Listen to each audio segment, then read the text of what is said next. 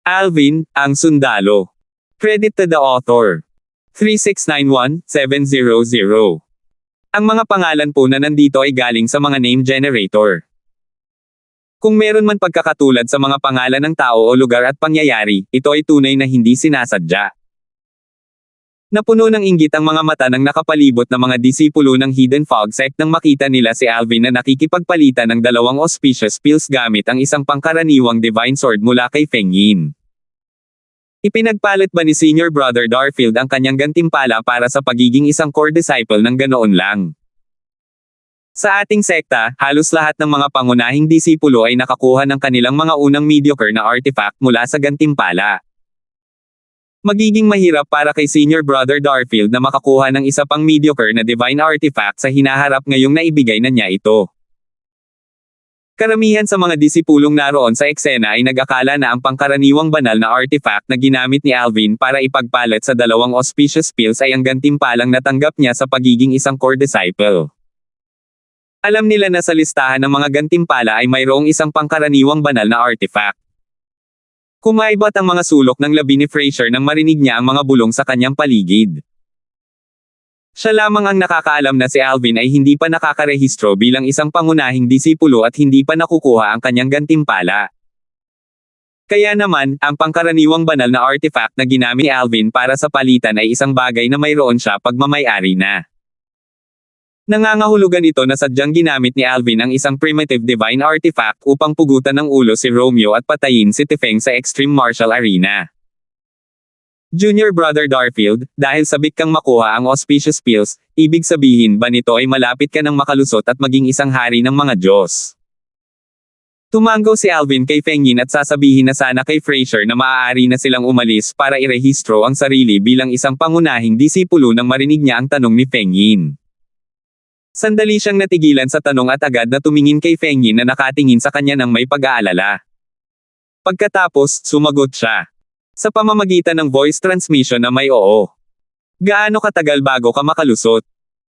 Patuloy na nagtanong si Feng Yin sa pamamagitan ng voice transmission bago niya sinabi, kung malapit ka ng makalusot, baka mabayaran kita agad. Senior Brother Feng Yin, hindi mo na talaga kailangang suklian ang pabor, sabi ni Alvin, para sa akin, ang halaga ng dalawang auspicious pills na ito ay mas mataas kaysa sa isang pangkaraniwang divine artifact. Junior Brother Darfield, huwag mo akong tanggihan sa ngayon, sabi ni Feng Yin sa pamamagitan ng voice transmission, sa tingin ko ay mapagkakatiwalaan kang tao kaya magiging prangka ako sa iyo. Ang dahilan kung bakit kailangan ko ang pangkaraniwang banal na artifact ay para mapataas ko ang aking lakas. Kailangan kong dagdagan ang aking lakas ng mabilis dahil ako at 4 pang tao ang nakatuklas ng isang banal na santuwaryo. Kung hindi ako nagkakamali, dapat ay naiwan ito ng isang emperador ng mga Diyos. Kaming 5 ay may tigi-isang susi para mabuksan ang pinto ng banal na santuwaryo, at napagpasyahan naming buksan ito sa lalong madaling panahon. Para makakuha mas maraming kayamanan, kailangan kong dagdagan ang aking lakas. Kaya ko umaasa lang sa mga panlabas na bagay para mapalakas ang aking lakas sa maikling panahon. Sandali na tumigil si Feng Yin bago niya tiningnan ng mabuti si Alvin at nagpatuloy sa pagsasalita gamit ang voice transmission, Junior Brother Darfield, na pagkasunduan naming pumasok sa Divine Sanctuary sa loob ng 3 buwan. Dahil aabutin ng 1 buwan ang paglalakbay doon, aalis na kami sa sekta sa loob ng 2 buwan. Bawat isa sa mga 5 sa amin ang maaaring magdala ng kasama. Gayunpaman, ang paalala ay ang aming mga kasama ay hindi maaaring maging mas malakas kaysa sa isang simpleng hari ng mga Diyos. Plano kong imbitahan ang aking kaibigan na isa ring disipulo ng inner sect na sumama sa akin. Gayunpaman, kung makakalusot ka sa loob ng 2 buwan, gusto mo bang sumama kasama ako? Muling sinabi ni Feng Yin, inaabangan ko rin ang iyong pagganap pagkatapos mong maging isang simpleng hari ng mga Diyos. Tutal, isa kang advanced na Diyos na nagawang pumatay ng isang simpleng hari ng mga Diyos. Natural lang, mayroon din akong makasariling intensyon. Dahil napakalakas mo, tiyak na magkakaroon ako ng kalamangan bilang mabuti. Sa palagay ni Feng Yin, si Alvin ay magiging napakalakas pagkatapos maging isang simpleng hari ng mga Diyos. Tutal, pinatay ni Alvin si Tifeng, isang simpleng hari ng mga Diyos, noong siya ay isang advanced na Diyos pa lamang. Dahil dito, hindi marami sa mga kapantay ni Alvin sa Eastern Ridge Mansion ang mawawala. Ay kayang tapatan ni Alvin. Marahil tanging ang mga mahiwagang iyon mula sa mga puwersang may ranggong emperador ang kayang tapatan ni Alvin. Isang banal na santuwaryo na maaaring maiwan ng isang emperador ng mga Diyos. Nagliwanag ang mga mata ni Alvin. Natural lamang na natukso siya sa alok na ito. Ang isang Emperor of Gods ay lubos na maimpluwensya at siyang gulugad ng isang puwersang may ranggong emperador. Sa Realms of Gods, ang mga puwersang may ranggong emperador ay pangalawa lamang sa mga puwersang may ranggong supreme. Sa Eastern Ridge Mansion kung saan matatagpuan ang Hidden Fog Sect, walang anumang puwersang may pinakamataas na ranggo. Ang pinakamalakas na puwersa ay mga puwersang may ranggong emperador lamang. Kaya naman, sa Eastern Ridge Mansions, ang mga puwersang may ranggong emperador at mga Emperor of Gods ang pinakamalakas. Kaya naman, walang duda na ang banal na santuwaryo na iniwan ng isang emperador ng mga Diyos ay maglalaman ng maraming kayamanan. Wala akong pakinabang sa mga banal na artifact dahil mayroon na akong 7 Orifices Exquisite Sword. Gayunpaman, kailangan ko ng mga banal na tableta, banal na prutas, at banal na mga halamang gamot na makakatulong sa akin na mapataas ang aking cultivation base. Natukso si Alvin at sinabi kay Feng Yin, "Sige. Senior Feng Yin, kung makakalusot ako sa loob ng itinakdang panahon, ipapaalam ko sa iyo. Kung magiging maayos ang lahat, dapat ay makakalusot ako sa loob ng 2 buwan." "Sige, hintayin ko ang magandang balita mo," sabi ni Feng Yin. Maya-maya, dagdag niya, "Sa katunayan, kung hindi ka pa rin nakakalusot pagkatapos ng 2 buwan, maaari ka pa ring sumama sa akin. Walang limitasyon sa mga cultivation base para makapasok sa Divine Sanctuary. Kahit na isa ka pa ring advanced god, ang lakas mo ay hindi mas mababa kaysa sa akin. Marahil, dahil sa katotohanan kaming 5 ay mga simpleng hari ng mga Diyos, naisip ko agad na dapat ka ring maging isang simpleng hari ng mga Diyos para sumama sa amin." Nang marinig ang mga salita ni Feng Yin, nakahinga ng maluwag si Alvin at nagpahayag ng kanyang pasasalamat. Bagamat kumpiyansa siyang makakalusot sa loob ng 2 buwan, hindi niya 100% magagarantiya na mangyayari iyon. Tutal, depende ito sa bisa ng auspicious pills na kasing eksaherado ng nababalita. Kung sasama ka sa akin, tiyak na minamaliit ka ng iba. Maaari rin itong maging kapakipakinabang sa atin sa Divine Sanctuary, sabi ni Feng Yin habang natatawa. Natural, mas makabubuti pa rin kung makakalusot ka. Nagpatuloy si Alvin sa pakikipag-usap kay Feng Yin ng ilang sandali bago ito tuluyang umalis. Sa ilalim ng mapagmasid na mga mata ng iba, nilisan nina Alvin at Fraser ang trading hall upang irehistro si Alvin bilang isang pangunahing disipulo. Medyo simple lang ang proseso ng pagpaparehistro. Kailangan lang ibigay ni Alvin ang identity token ng kanyang inner disciple bago siya mabigyan ng identity token ng isang core disciple. Pagkatapos noon, nagtanong ang pangunahing elder na responsable sa pagpaparehistro, "Gusto mo na bang kunin ang iyong gantimpala sa pagiging isang pangunahing disipulo ngayon?" Ang core elder ay ang ika-17 core elder ng Hidden Fog Sect, kaya naman, maging si Fraser ay lubos na magalang sa kanya. Siya ay isang medyo mabilog na lalaki nasa katanghaliang gulang na nakasuot ng brocade robe. Mas mukha siyang mayamang negosyante kaysa sa isang hari ng mga Diyos. Bilang isang core elder, isa siya sa mas malakas at advanced na mga hari ng mga Diyos sa Hidden Fog Sect. Maihahambing siya kay Feng Yin, ang pangalawang core elder ng Hidden Fog Sect. Kung tutuusin, ang mga rank core elder ay halos may parehong lakas maliban sa ilang malalakas. Ang ilang core elder na mas mababa ang ranggo ay mas malakas pa kaysa sa mga nasa mas mataas na ranggo. "Oo," sagot ni Alvin. Pagkatapos, dinala ng pangunahing elder si Alvin sa isang lihim na silid kung saan nakaimbak ang mga gantimpala. Sa kabilang banda, sa wakas ay umalis na si Fraser. Pagkatapos noon, hahanap ang pangunahing elder ng isang taong gagabay kay Alvin papunta sa tirahan ng mga pangunahing disipulo. Bago siya umalis, sinabi niya kay Alvin, "Kung wala sa mga gantimpala ang nakakakuha ng iyong atensyon, dapat kang pumili ng isang pangkaraniwang banal na artifact. Maaari mo itong ipagpalit para sa may iba pang kasama nito. Maaari ka ring makipagpalitan ng ilan pang auspicious pills gamit ito." Pabaya lang sumagot si Alvin.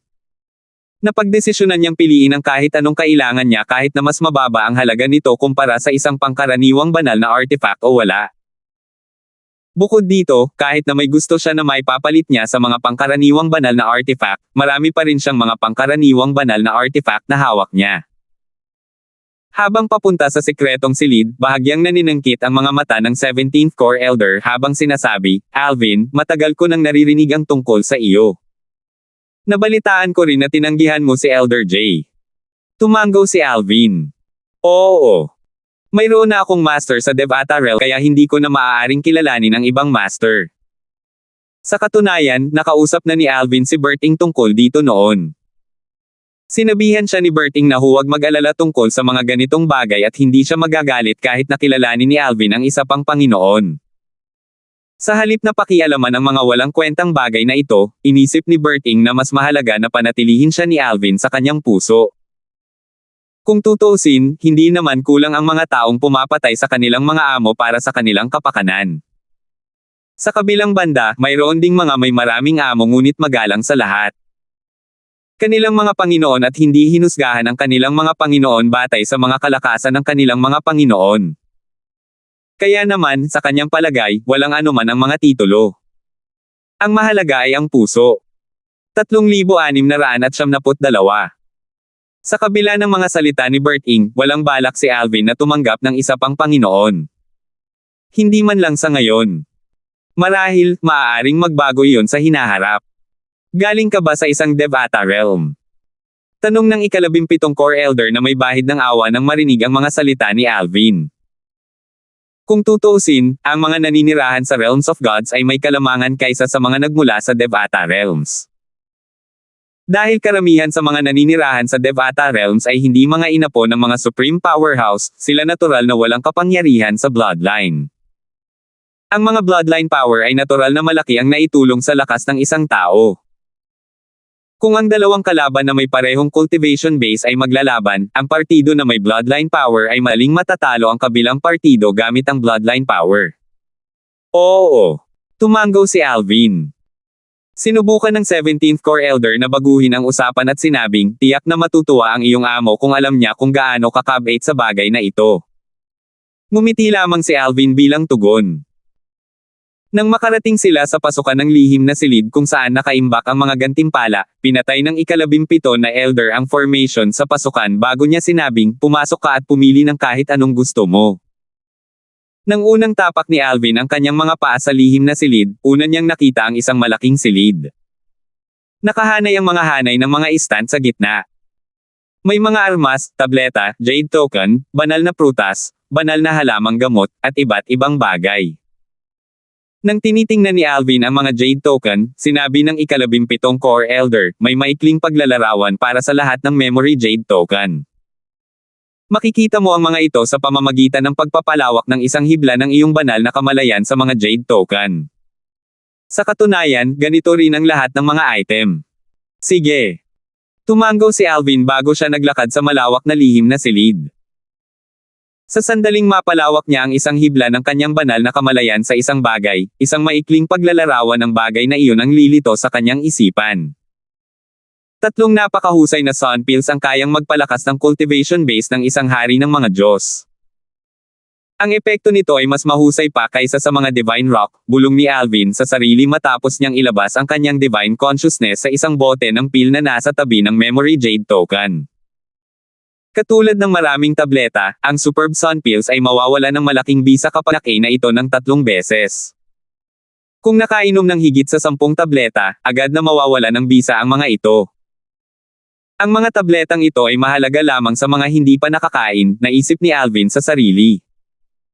Wala siyang interes sa mga tableta dahil ang angka ng Song ay nagbigay sa kanya ng mahigit 12 ng Superb Sun Pills. Bone Melting Jade. Isa itong pangkaraniwang banal na artifact. Bukod sa taglay nitong mataas na lakas sa pag-atake, mayroon din itong espesyal na kakayahan. Kaya nitong lumikha ng isang uri ng laso na kayang magwasak at magpatunaw ng buto. Ito ay lalong angkop para sa mga nakaintindi na sa batas ng tubig, bulong ni Alvin pagkatapos. Pinalalawak ang isang hibla ng kanyang banal na kamalayan tungo sa isang simpleng tanda ng jade na may mga linya at disenyo na nakaukit dito. Pinigilan nila ang banal na kamalayan na suriin ito. Medyo maganda ang pangkaraniwang banal na artifact na ito. Mas malakas ito kaysa sa karamihan ng mga pangkaraniwang banal na artifact na pagmamayari ko, naisip ni Alvin sa sarili. Gayunpaman, wala siyang balak na angkinan ito. Tumanggaw si Alvin bago niya binati si Jingyin. Pagbati, Elder Jingyin. Masiglang sinabi ni Jingyin, Alvin, matagal ko nang naririnig ang tungkol sa iyo. Nakakalungkot talaga na tinanggihan mo ang alok ni Elder J na maging disipulo niya. Umiling siya habang patuloy na sinasabi ng may panghihinayang, masyado ka pang bata at pabigla-bigla. Kung magiging disipulo ka ni Elder J, tataas ang iyong katayuan sa sekta. Kahit na, mas bibigyan ka ng pansin ng pinuno ng sekta. Iba-iba ang mithiin ng bawat isa, nakangiting sabi ni Alvin, Elder Jingyin, pakidala po ako sa training ground ng mga pangunahing disipulo. Sige. Umiling si Jingyin at bumaantong hininga. Nagpaalam si Alvin sa ika-17 na elder at sumunod kay Jingyin. Pagkatapos nilang madaanan ang isang gusali, lumipad sila sa langit. Nakikita ni Alvin ang kaakit-akit na tanawin sa lupain ng Hidden Fog Sect mula sa itaas.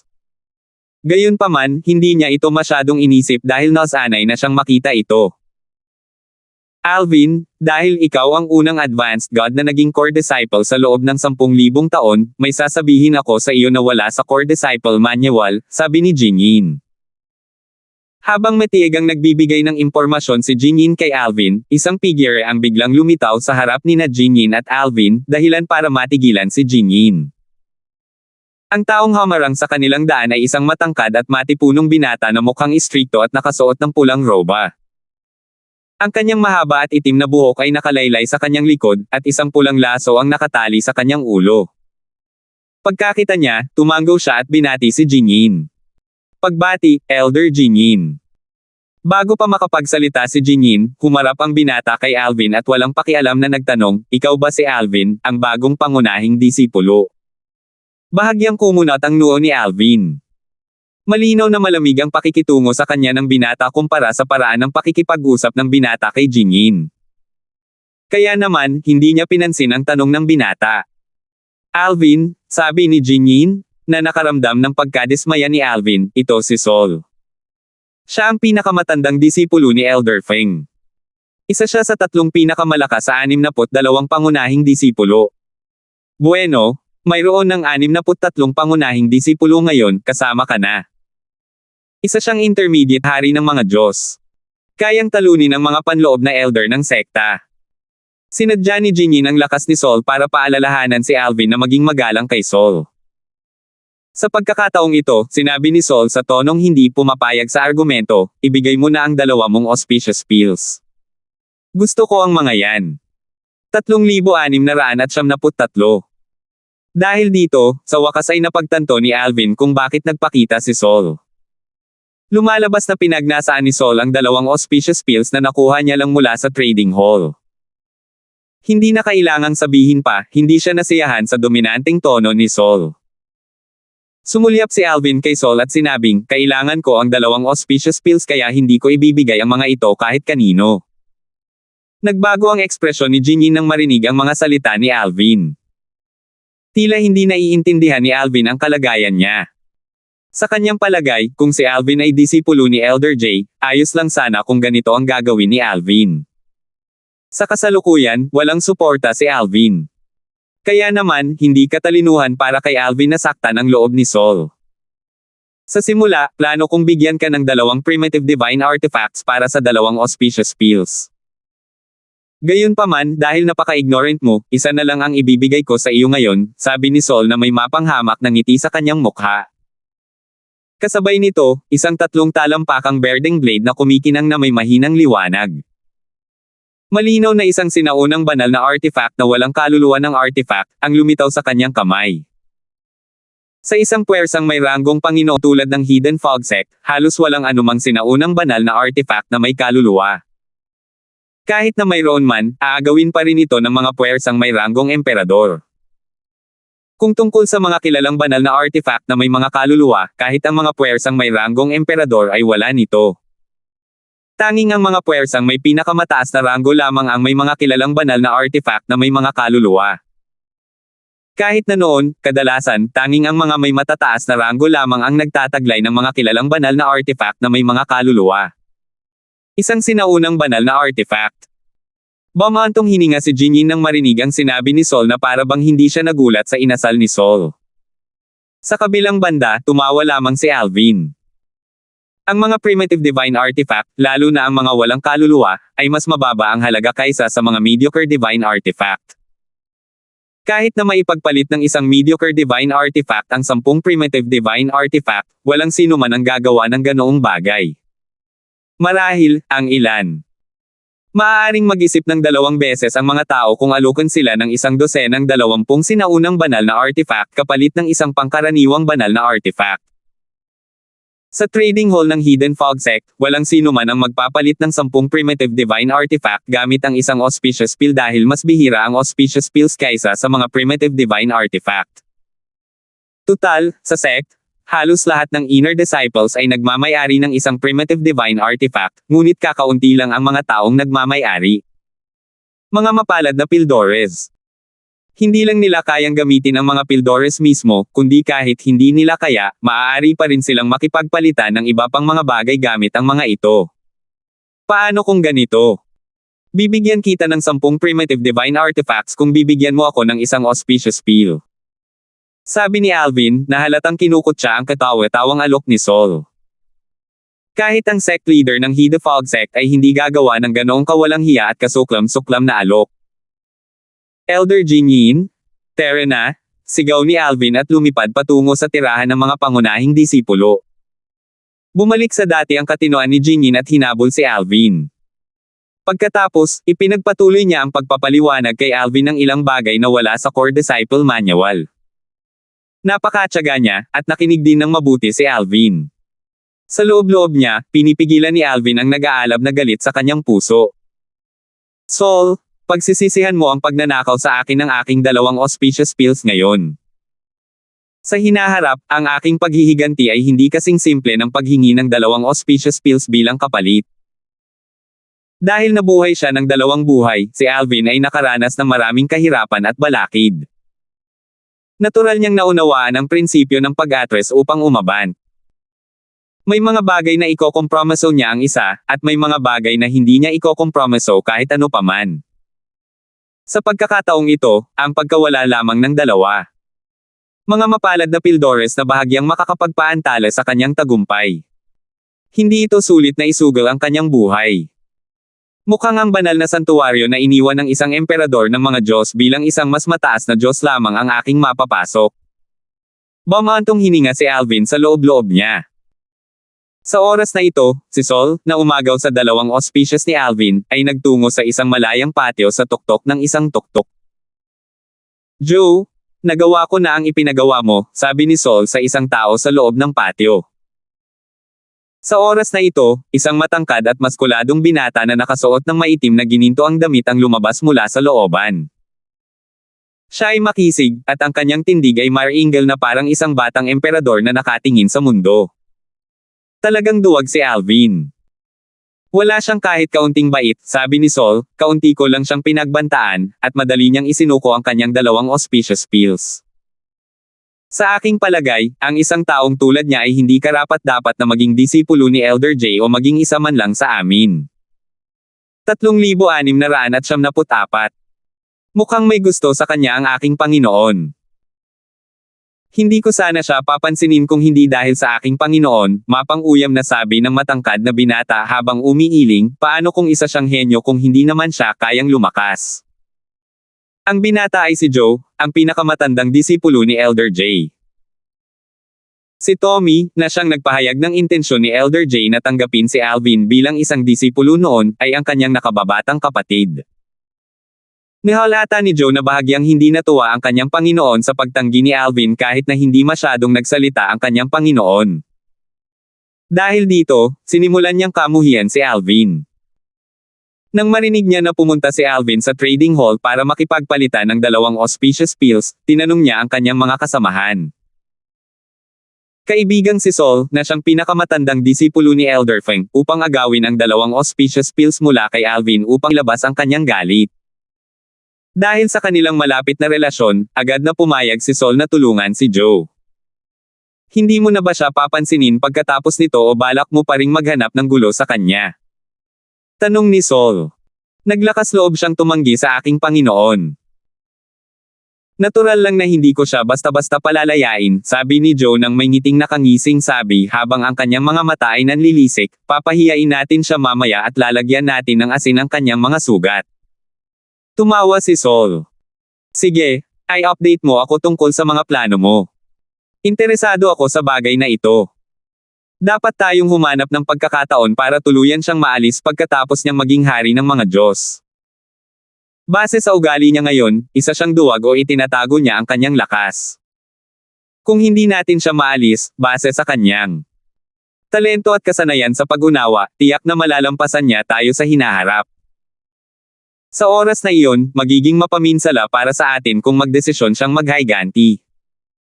Kumislap ang intensyong pumatay sa mga mata ni Sol sa pagtatapos ng kanyang mga salita. Walang dapat ipagmadali, sabi ni Joe nang may bahagyang ngiti, gusto ko siyang makitang gumapang ng 10 milya para magmakaawa sa aking Panginoon na tanggapin siya bilang isang disipulo. Gayunpaman, batay sa ugali ng aking Panginoon, alam kong hindi na niya tatanggapin muli si Alvin. Maaari tayong magmadali at patayin siya kapag siya ay naging hari ng mga Diyos kapag naisip niya. Ang kanyang kinabukasan ay walang kapantay na maliwanag. Tama ka, tango ni Sol, hindi ko inaasahan na pareho tayo ng ideya. Ang pagkawala ng dalawang auspicious pills ay lubos na nakahadlang sa pag-unlad ng cultivation ni Alvin. Kung tutuusin, ang dalawang tabletas ay maaaring makatulong sa kanya upang maging isang hari ng mga Diyos sa loob lamang ng isang araw. Bagamat mayroon siyang ilang divine pills na makakatulong sa kanyang cultivation, wala ni isa sa mga ito ang maihahambing sa auspicious pills. Sa ilalim ng ganitong mga pangyayari, hindi man lang magamit ni Alvin ang consolidation divine fruit na nakuha niya bilang gantimpala sa pagiging isang core disciple. Tama. Biglang nagliwanag ang mga mata ni Alvin habang iniisip, nakalimutan ko na ang tungkol sa angkan ng song. Matapos ang insidente sa restoran ng angkan ng song sa Skywind City, ang angkan ng song ay naging lubos na magalang sa kanya at binigyan siya ng malaking halaga ng kabayaran para sa kanilang paglabag. Kung hindi siya nagkakamali, malamang na ibinigay nila sa kanya ang kalahati ng kanilang kayamanan bilang kabayaran. Nangangahulugan ito na ang angkan ng song ay dapat mayroon pa rin kahit 5 auspicious pills. Dapat hanapin si Rafael. Dahil doon, nilisan ni Alvin ang kanyang bagong tirahan na malapit sa training ground ng mga pangunahing disipulo. Ang training ground ay matatagpuan sa isang bulubundukin, at mahigit 100 patio na may iba't ibang hugis at laki ang nakakalat sa paligid nito. Iilang dosina lamang sa mga patio ang okupado. Nang dumating si Alvin, casual niyang pinili ang isang bakanteng patio na matitirhan. Tutal, katulad ng ang tahanan ng mapanloob na disipulo, at hindi tulad ng tirahan ng mga estudyante ng 10 stars, ang kapaligiran ng cultivation ay pareho kahit saang courtyard siya pumili. Pagkaraan ng ilang sandali, sa wakas ay natagpuan ni Alvin si Rafael. Young Master Darfield, paano kita matutulungan? Nabigla at nag-alala si Rafael nang makita niyang hinahanap siya ni Alvin. Ang kamakailang pagganap ni Alvin ay ikinagulat ng lahat sa Hidden Fog Sect, kasama na si Rafael. Hindi niya inaasahan na si Alvin ay magiging ganito kagaling at may malalim na pag-unawa sa batas ng kalawakan. Batay sa pag-angat ni Alvin sa Hidden Fog Sect, magiging ganito. Hindi nagtagal at madali nang natalo ni Alvin ang angkan ng song. Mayroon akong kahilingan. Maaari mo bang tanungin ang iyong ninong kung mayroon pa siyang natitirang auspicious pills? Handa akong ipagpalit ang isang katamtamang divine artifact para sa 3 auspicious pills, prangkang sabi ni Alvin. Dapat ay handa ang angkan ng song na gawin ang kalakalang ito dahil may iniaalok si Alvin na isang bagay na may malaking halaga sa kanila. Kakausapin ko ang ninong ko tungkol dito, sabi ni Rafael. Hindi na siya nag-aksaya ng oras at ipinadala ang kanyang ninong, ang pinuno ng angkan ng song clan ng Skywind City. Di nagtagal, matapos makatanggap ng tugon, humingi ng paumanhin si Rafael, Young Master Darfield, humihingi po ng paumanhin ang aking ninong. Sa katunayan, mayroon kaming 5 auspicious pills. Gayunpaman, kamakailan lamang na ipamahagi ang mga ito sa nakababatang henerasyon kaya isa na lang ang natitira sa amin. Sinabi ng aking ninong na ipapadala niya ang natitira sa ikaw, pero hindi mo na kailangang bigyan kami ng kahit ano bilang kapalit. Bagamat medyo nadismaya si Alvin, masaya pa rin siyang nakakuha ng isang auspicious pill. Pakisabi po sa pinuno ng inyong angkan na nagpapasalamat ako sa kanyang kabaitan. Bagamat naging malupit si Alvin sa angkan ng Song noon, binitiwanan niya ang kanyang sama ng loob dahil naging matulungin ang angkan ng Song. Gayunpaman, nang maalala niya ang kanyang engkwentro sa mga mandirigmang kamatayan ng angkan ng Song, ipinaalala niya sa kanyang sarili na huwag pababain ang kanyang bantay. Ang tanging dahilan kung bakit. Labis ang pagkatakot ng angkan ng Song sa kanya dahil sa hindi nila pagkakaunawaan sa relasyon niya at ni Chloe. Kung wala sina Chloe at Julie, hindi sana naging ganito kasunod sonyerin ang angkan ng Song. Pagbalik ni Alvin sa kanyang tahanan, nakita niya ang isang taong naghihintay sa kanya sa pasukan. Ito ay isang matangkad at maskuladong binata na nakasuot ng maitim na gininto ang damit. Siya ay medyo makisig at may maringal at marangal na anyo sa kanyang paligid. Ikaw ba? Tinaas ni Alvin ang isang kilay. Joe, sabi ng binata bago ito nawala at muling lumitaw sa harap ni Alvin at sinuri si Alvin. Joe! Agad na bumangon ang isang masamang pakiramdam sa kanyang puso. Matapos makuha ni Sol ang kanyang dalawang auspicious pills, maikling nagsalita si Jinyin tungkol kay Joe. Kaya, alam niyang si Joe ang pinakamatandang disipulo ni Elder J. Si Elder J ay isa sa 4 na kataas-taasang elder ng sekta ng Hidden Fog. Tinanggihan ni Alvin ang kanyang imbitasyon sa pamamagitan ni Tommy. Binanggit ni Jinyin si Joe dahil pinaghihinalaan niya na ang mga aksyon ni Sol ay may kinalaman kay Joe dahil maganda ang relasyon ni Joe kay Sol. Bukod dito, walang silbi si Sol sa mga auspicious pills, at wala siyang karapatang agawin ito. Mga mapalad na pildores mula sa kanyang mga nakababata. Kung tutuusin, kailangan niyang panatilihin ang kanyang reputasyon at ang reputasyon ng kanyang Panginoon. Bagamat sinabi ni Jinyin na haka-haka lamang niya ito at hindi siya sigurado, naisip ni Alvin na malamang na tama si Jinyin. Mayabang na sabi ni Joe, hayaan mong magpakilala ako. Ako si Joe, ang panganay na disipulo ni Elder J. Si Tommy, na nakilala mo dati, ay ang aking nakababatang kapatid. Paano kita matutulungan? Tanong ni Alvin nang walang tono. Wala akong kwenta, pangungutya na sabi ni Joe habang umiiling, nabalitaan kung may umagaw sa 2 mong auspicious pills, na ipinagpalit mo sa isang pangkaraniwang divine artifact. Nabalitaan kong ang salarin ay si Sol, ang pinakamatandang disipulo ni Elder Feng. Kung gayon, pumunta ka ba rito para kutsain ako? Nanatiling kalmado si Alvin. Matagal na niyang nahulaan na pumunta si Joe para mag-ahit ng asin sa kanyang sugat. Siyempre hindi, sabi ni Joe habang umiiling, nandito ako para bigyan ka ng solusyon. Nangahas lang si Sol na agawin ang mga tableta mula sa iyo dahil sa kakulangan mo ng suporta sa sekta, tama ba? Sa tingin mo ba ay maglalakas loob siyang gawin ito kung ikaw ay disipulo ng aking Panginoon? Kung ikaw ay magiging aking nakababatang kapatid. Tiyak na ibabalik ni Sol ang 2 auspicious pills na inagaw niya sa iyo. 3,675. Habang nagkukunwaring nadidismaya si Joe sa kasawian ni Alvin, inakala lamang ni Alvin na si Joe ay mukhang isang tumatalo na payaso. Tinanong niya, anong ibig mong sabihin?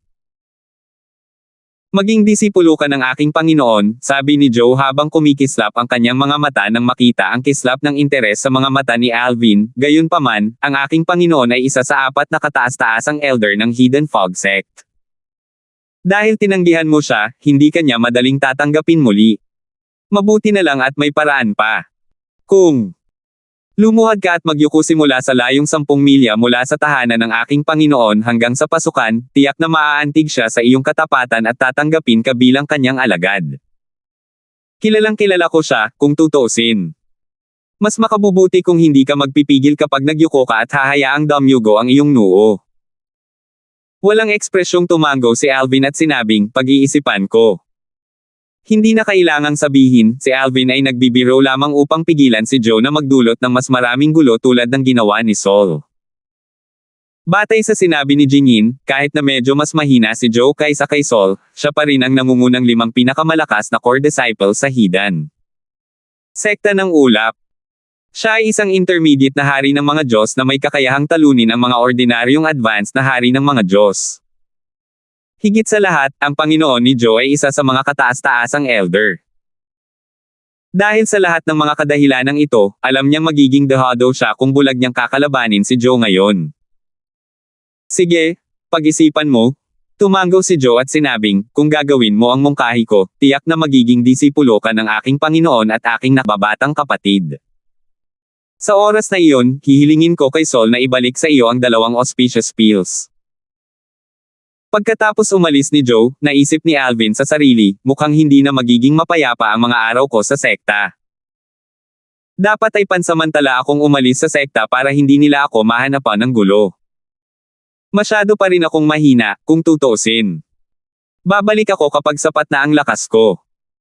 Dahil doon, umalis si Alvin nang hindi man lang pumapasok sa kanyang tahanan. Bago siya umalis, hinanap niya si Rafael at sinabi rito na kailangan niya ang auspicious pill sa lalong madaling panahon dahil mayroon siyang mahalagang aasikasuhin. Mabilis na ipinarating ni Rafael ang mensahe. Pagkatapos ay ipinadala ni Zongda ang isa sa kanyang mga nasasakupan upang ibigay ang auspicious pill kay Alvin sa pasukan ng Skywind City. Bukod doon, nagpadala rin ng mensahe si Alvin kay Feng Yin bago ito umalis. Senior Brother Feng Yin, pansamantala akong aalis sa sekta at babalik sa loob ng 2 buwan. Hintayin mo muna ako sa labas ng estate ng sekta bago ka umalis. Natural lamang na hindi nakalimutan ni Alvin ang pagpunta sa banal na santuwaryo na iniwan ng isang emperador ng mga Diyos kasama si Feng Yin. Sige, sagot ni Feng Yin, walang kamalay-malay sa kalagayan ni Alvin. Matapos matanggap ang tugon ni Feng Yin, nilisan ni Alvin ang Hidden Fog Sect. Dahil mayroon siyang identity token ng isang core disciple, madali siyang makakadaan sa mga formation na nagbabantay sa sect estate. Matapos makuha ang auspicious pill mula sa nasasakupan ng Qin clan sa pasukan ng Skywind City, agad na umalis si Alvin. Naglakbay siya pakanluran kung saan nakabase ang puwersang may ranggong emperador na kumokontrol sa Hidden Fog Sect. Ang kanlurang rehiyon ay maunlad dahil sa pagkakaroon ng sekta na may ranggong emperador. Pupunta ako sa Haring Pababang Lungsod, naisip ni Alvin sa sarili. Ang Haring Pababang Lungsod ay isa sa mas malalaking lungsod sa paligid ng ari-arian ng sekta na may ranggong emperador. Hindi lamang malaki ang lungsod, kundi maunlad din ito. Hindi siya pumupunta sa pinakamalaking lungsod sa lugar dahil sa malayong distansya. Aabutin siya ng 1 buwan para lang maglakbay pabalik-balik na pagsasayang lamang ng oras. Sino? Alam niya kung makakahanap pa siya ng mas maraming auspicious pill sa King Descending City. Maayos ang kanyang paglalakbay, at wala siyang nakasalubong na mga tulisan. Marahil, dahil ito sa kontrol ng puwersang may ranggong emperador. Swoosh! Naglakbay si Alvin ng napakabilis sa loob ng 5 araw at 5 gabi bago siya sa wakas nakarating sa Haring Pababang Lungsod. Ang King Descending City ay mas malaki kaysa sa Skywind City at napapalibutan ng mga bulubundukin. Kung lilipad ka sa mababang altitude, hindi mo makikita ang lungsod. Para kay Alvin, ang mga bulubundukin ay nagsisilbing proteksyon ng kalikasan ng lungsod sa lahat ng direksyon. Dahil dito, magiging mahirap na masira ang mga depensa nito. Ang sekta na may ranggong emperador na kumokontrol sa Hidden Fog Sect ay matatagpuan sa kanluran ng King Descending City. Isang Lord Rank clan at isang Lord Rank sect ang nasa hilaga at timog ng lungsod ayon sa pagkakabanggit. Katulad ng Hidden Fog Sect, lahat sila ay nasa ilalim ng kontrol ng sekta na may ranggong emperador. Ang King Descending City ay maituturing na isang sentral na sentro para sa sekta na may ranggong emperador at sa iba't ibang puwersa nitong may ranggong Panginoon. Swoosh! Nag-teleport si Alvin at nakarating sa pasukan ng lungsod sa isang kisap-mata lamang. Maraming tao ang pumapasok at lumalabas sa lungsod sa oras na ito. Maraming tao ang makikitang nagmumula sa lahat ng direksyon. Tiningnan ni Alvin ang mukhang sinaunang lungsod at papasok na sana ng galaw. Isang malakas na boses ang umalangaw-ngaw mula sa likuran ni Alvin. Pagkatapos, naramdaman niya ang isang puwersang sumusugod sa kanyang direksyon kaya dali-dali siyang nag-teleport sa gilid. Isang karwaheng hila ng tatlong magkakaparehong halimaw ang dumaan kay Alvin. Isang maskuladong lalaking nasa katanghaliang gulang na nakasuot ng magandang damit ang nakaupo sa gitna ng karwahe. Kitang-kita ang kanyang mga katangian sa mukha, at mayroon siyang natatanging peklat ng kutsilyo sa itaas ng kanyang kilay. Isa pang karwahe na mahigpit na natatakpan ng mga kurtina ang sumunod kasunod ng unang karwahe. Lumayas kayo! Ang angkan ng Orleans. Sigaw ng isang tao. Nagsimulang magbigay daan ang mga tao para sa mga karwahe. Ang angkan ng Orleans. Sa pagkakataong ito, sa wakas ay nakita na niya ang salitang Orleans na nakaukit sa mga gilid ng mga karwahe. Masyadong dominante ang angkan ng Orleans, bulong ng isang tao. Bueno, sapat ang kanilang lakas para maging dominante, sabi ng isa pang tao habang umiiling. Ang angkan ay isa sa pinakamalakas na angkan na may ranggong hari na may maraming hari ng mga Diyos. Higit sa lahat, ang young master ng angkan ay disipulo ng pangalawang elder ng isang puwersang may ranggong Panginoon, ang 10,000 Devil Sect, at siya ay lubos na minamahal ng mga matatanda. Agad na naalala ni Alvin ang pangyayari sa subasta ng angkan ng Blackwell sa Skywind City. Nang panahong iyon, ang taong gustong umatake sa kanya ay tinatawag na Gordon, ang pangalawang elder ng 10,000 Devil Sect. Dahil doon, pinutol ni Julie ang braso ni Gordon. Sa huli, si Gordon ay napilitang lumuhad at humingi ng tawad sa kanya. Naaalala pa rin niya ang eksena kung saan napahiya si Gordon. Ang batang Panginoon ng angkan ng Orleans ay disipulo ni Gordon. Dumaan ang mga karwahe ng angkan ng Orleans sa isang kisap-mata lamang. Hindi ito pinansin ni Alvin.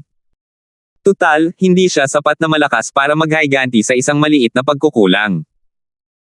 Hindi niya isusuko ang kanyang buhay ng walang dahilan. Gayunpaman, para sa mga bagay na malapit sa kanyang puso, masaya niyang isusuko ang kanyang buhay. Halimbawa, nang si Octavius ay dumating mula sa lupain ng banal na alay upang kunin si Kelly, alam niyang wala siyang kalaban-laban kay Octavius noong panahong iyon, ngunit hindi pa rin siya nag-atubiling lumaban. Maghahanap muna ako ng matutuluyan bago ko inumin ang auspicious pill. Sinundan ni Alvin ang karamihan at pumasok sa King Descending City bago niya nakita ang isang katamtamang laki ng tuluyan. Pagkatapos niyang umupo sa kanyang nakahiwalay na silid, ininom niya ang auspicious pill at nagsimulang mag-cultivate sa kama. Sa loob lamang ng ilang sandali, nasipsip ng kanyang katawan ang bisa ng tableta, na nagpapalakas sa kanyang divine energy. 3,676. Nasipsip ni Alvin ang bisa ng auspicious pill sa loob lamang ng isang oras. Gaya ng inaasahan niya, naabot na niya ang isang bottleneck. Matapos malampasan ang bottleneck, siya ay magiging isang simpleng hari ng mga Diyos. Gamit ang Consolidation Divine Fruit, mabilis niyang mapapatatag ang kanyang cultivation base pagkatapos maging isang King of Gods. Sa oras na iyon, ang kanyang lakas ay tataas ng malaki, at hindi na niya kailangang maging maingat sa mga taong tulad ni Saul at Joe. Bagamat isa lamang siyang bilang isang simpleng hari ng mga Diyos, dahil sa kanyang pag-unawa sa batas ng kalawakan, kahit papaano ay makakalaban niya ang dalawa ng hindi ginagamit ang kanyang 7 Orifices Exquisite Sword, isang kilalang banal na artifact. Kung gagamitin niya ang 7 Orifices Exquisite Sword, tiwala siyang mapapatay niya sila. Sa tulong ni Hannah kahit na nagsanib puwersa sila. Sayang naman. Nakaramdam si Alvin ng tunay na sayang na ang kanyang dalawang auspicious pills ay inagaw ni Saul. Kung hindi, malamang ay nakalusot na siya at naging isang simpleng hari ng mga Diyos ngayon. Saul, Joe. Bulong ni Alvin sa sarili habang malamig na kumislap ang kanyang mga matang nanlilisik, pareho kayong magbabayad sa ginawa ninyo. Hintayin nyo lang. Natural na nagalit si Alvin sa mga ginawa ni Saul. Pinili na lamang niyang magtiis dahil ang pagkawala ng mga tableta ay makakapagpaantala lamang ng bahagya sa kanyang cultivation at ang pagbubunyag ng kanyang mga baraha ay magiging lubhang kapahamak. Ang kaunting pagkaantala sa kanyang cultivation base ay walang-wala kumpara sa kanyang buhay. Tingnan natin kung kakakuha ako ng auspicious pill sa King Descending City. Kung makukuha ko ang mga ito, dapat ay kaya ko nang maging isang simpleng hari ng mga Diyos bago pumunta sa banal na santuwaryo na naiwan ng isang emperador ng mga Diyos. Makakakuha ako ng mas maraming kayamanan kung mas malakas ako. Nasa sabik si Alvin na galugarin ang Divine Sanctuary na binanggit ni Feng Yin, isang inner disciple ng Hidden Fog Sect. Ang mga banal na santuwaryo ay nilikha ng mga makapangyarihang Panginoon ng mga Diyos at mga emperador ng mga Diyos upang ingatan ang kanilang mga kayamanan at ari-arian kapag hindi sila sigurado kung malalampasan nila ang kapigatian sa langit.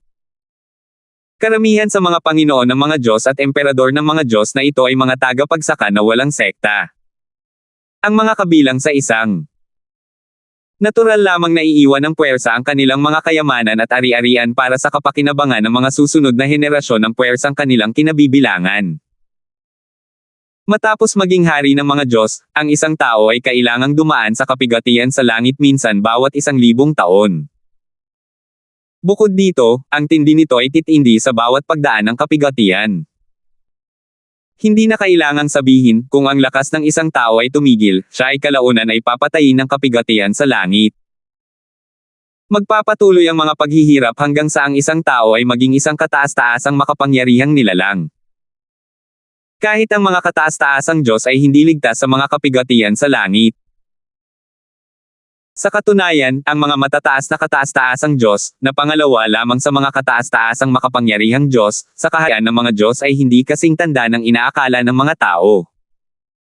Kung tutuusin, ang edad ay hindi salik sa pagiging isang kataas-taasang Diyos. Hanggat ang isang tao ay patuloy na umunlad at nakaligtas sa mga paghihirap, magagawa niya ang maging isang kataas-taasang Diyos. Maaaring mabuhay ang isang tao ng kasing haba ng langit at lupa kung hindi siya magiging hari ng mga Diyos dahil hindi na niya kailangang dumaan sa mga kapigatian sa langit. Matapos maging hari ng mga Diyos, kailangan niyang patuloy na magsikap na palakasin ang kanyang lakas. Kung hindi, siya ay tuluyang papatayin ng mga makalangit na kapigatian. Kahit ang mga Supreme Powerhouse ay hindi kailanman makakasagabal sa mga heavenly tribulation. Ayon sa alamat, isang Supreme Powerhouse ang minsang sumubok na makialam sa heavenly tribulation. Bilang resulta, nakaakit siya ng isang heavenly tribulation at namatay ng kakilakilabot. Halimbawa, ang isa pang Supreme Powerhouse ay natural na hindi nang ahas na makialam ang powerhouse at tanging ang kanilang mga inapo ay dumaranas ng heavenly tribulations. Maliwanag, ang heavenly tribulation ay isang natural na puwersa na higit na nakahihigit sa mga pinakadakilang powerhouse. Dapat kong tuklasin ang lungsod. Umalis si Alvin sa bahay tuluyan upang maghanap ng mga mapalad na Pildores. Dahil narating na niya ang isang bottleneck, wala nang saysay ang paglilinang paminsan-minsan. Naglibot siya sa mga kalye ng King Descending City at nakakita ng maraming elder at disipulo mula sa Hidden Fog Sect. Pinili niyang iwasan sila upang ang kanyang kinaroroonan ay hindi mahanap. Hindi ito mailalabas kina Saul at Joe. Mawawala ang kanyang mga pagsisikap kung matuklasan ng dalawang iyon ang kanyang kinaroroonan. Bukod dito, mas magagalit si Joe matapos mapagtanto na siya ay nilinlang noong isang araw. Bagamat may mga patakaran sa Hidden Fog Sect, si Elder J, isang Supreme Elder, tiyak na paprotektahan si Joe. Walang sino man ang maglalakas loob na kalabanin si Elder J, isang kataas-taasang elder, kung ipipilit niyang protektahan si Joe. Sa oras na iyon, maaari pa nila siyang isakripisyo para mapalugdan si Elder J. Dahil dito, pinag-iisipan ni Alvin kung dapat ba siyang bumalik sa Hidden Fog Sect. Tutal, wala namang nagbubuklod sa kanya sa sekta. Magpapasya pa rin ako kung babalik ako o hindi pagkalabas ko mula sa banal na santuwaryo. Kahit hindi na ako bumalik sa sekta, makakabalik pa rin ako at makakapaghiganti kapag lumakas na ako ng sapat. Sa katunayan, hindi ko na kailangang bumalik sa sekta para maghiganti. Kaya ko silang patayin kapag umalis na sila sa sekta. Alam ni Alvin na kaya niyang kumilos ng padalos-dalos. Gusto niyang patayin ang mga miyembro ng Hidden Fog Sect sa Sect Estate, kailangan niya maging isang makapangyarihang Lord of Gods kahit papaano. Tutal, bukod sa pakikipag-ugnayan sa mga Lord of Gods sa sect, kailangan din niyang makipag-ugnayan sa mga sect guarding formations. Sa nakalipas na 1.5 buwan, ginalugad ni Alvin ang King Descending City at lumahok pa sa 2 auction event, ngunit wala pa rin siyang nakitang auspicious pills. Lumapit pa siya sa ilang King rank forces na maihahambing sa Songclan at nagalok ng isang pangkaraniwang divine artifact para sa mga table tasks. Ngunit wala pa ring resulta kahit na ang ilan sa kanila ay masiglang nangako sa kanya na hahanapin nila ang mga tableta. Hindi mahal ang mga auspicious pills dahil tanging mga Diyos lamang ang maaaring gumamit nito, ngunit bihira talaga ang mga ito. Napakaswerte talaga na ang angkan ng Song ay mayroong napakaraming auspicious pills. Nakakalungkot lang na naubos na ng angkan ang 4 sa kanilang 5 natitirang table tasks. Sa panahong ito, natuklasan ni Alvin na ang pagkakakilanlan ng isang pangunahing disipulo ng Hidden Fog Sect ay medyo kapaki-pakinabang. Sinadya niyang i-display ang identity token ng kanyang pangunahing disipulo nang bumisita siya sa mga puwersang may ranggong hari sa lungsod. Hindi maaaring pekay ng mga identity token, at ang Hidden Fog Sect ay isang puwersang dapat isaalang-alang sa King Descending City upang personal siyang salubungin ng mga pinuno ng mga puwersang kanyang binisita. Kahit na wala ang mga pinuno ng mga puwersa, ang susunod na pinakamalakas na tao sa puwersa ay lalabas upang salubungin siya. Kung tutuusin, ang katayuan ng mga pangunahing disipulo ay maihahambing sa isang panloob na elder. Paanong hindi igagalang ang mga pangunahing disipulo? Halimbawa, kahit ang angkan ng Song ay magalang kay Fraser, isang panloob na elder ng Hidden Fog Sect. Sa sandaling ito, nakatanggap si Alvin ng mensahe. Nagulat siya nang marinig ang boses ni Maxine. Nasaan ka? Matagal nang naghihintay si Maxine ng balita mula kay Alvin. Gayunpaman, matapos ang mahabang paghihintay na walang saysay, nagpasya siyang makipag-ugnayan muna dito. Hinanap ka namin, pero wala ka roon, sabi ni Maxine. Pansamantalang umalis si Tay sa sekta at babalik pagkalipas ng ilang panahon, sagot ni Alvin. Sige.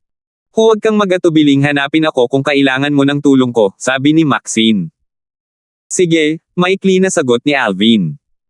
Matagal na niyang napagdesisyonan na panatilihin ang distansya sa pagitan nila ni Maxine. Balik tayo sa Hidden Fog Sect. Bahagyang nadismaya ang makikita sa magandang mukha ni Maxine habang bumubulong siya sa sarili, hindi ba niya ako nakikitang kaakit-akit? Iniisip ko talaga kung gaano kaganda ang mga asawa niya. Habang nalulungkot si Maxine sa kawalang bahala ni Alvin, si Alvin ay kalalabas lang ng tindahan na may mapait na ngiti sa kanyang mukha. Mukhang hindi na ako makakakuha ng isa pang auspicious pill bago ako pumunta sa Divine Sanctuary. Instinctive na tumangala si Alvin pagkalabas niya ng restaurant nang may dumaang karwahe sa kanya. Ang bintana sa gilid ay nakaharap kay Alvin, at nang hilahin ang mga kortina sa gilid, nakita niya ang isang magandang babae. Para bang nararamdaman niya ang titig nito, tumingin ang babae sa kanya nang may bahagyang pagkunot ng noo bago iniwas ang tingin at isinara ang kortina. Nang makabawi si Alvin sa kanyang katinoan, halos hindi niya mapigilan ang kanyang pananabik. Bahagyang namula ang kanyang mukha habang hinahabol ang karwahe. Kelly. Lumipad palabas si Alvin at hinaranggan ang karwahe sa isang kisap mata lamang. Biglang huminto ang karwahe nang hilahin ng isang lalaking nasa katanghaliang gulang ang rende ng mga halimaw na humihila ng karwahe. Ang mga kuko ng mga halimaw ay nag-iwan ng malalalim na hukay sa lupa nang bigla silang hilahin painto. Mayroon ka bang hiling na mamatay? Single ng lalaking nasa katanghaliang gulang habang katitig ng masama kay Alvin. Hindi pinansin ni Alvin ang lalaking nasa katanghaliang gulang. Ang kanyang mga mata ay nakatuon ng mahigpit sa karwahe. Sinubukan niyang pigilan ang kanyang pananabik habang nagtatanong, Kelly. Ikaw ba yan? Kumislap ang kanyang mga mata sa pananabik, at bumilis ang kanyang paghinga habang naghihintay ng tugon. 3,677. Ang walang kapantay na kagandahang nasulyapan ni Alvin sa bintana ng karwahe ay kamukha ni Kelly. Lahat ng bagay sa kanya ay kamukha ni Kelly maliban sa ayos ng buhok. Pamilyar na pamilyar siya sa kanyang asawa, kung tutuusin. Ang bawat katangian ng mukha ng babae ay kamukha ni Kelly. Kung ganoon, paano niya magagawa hindi ihihinto ang karwahe? Kelly, ikaw ba yan?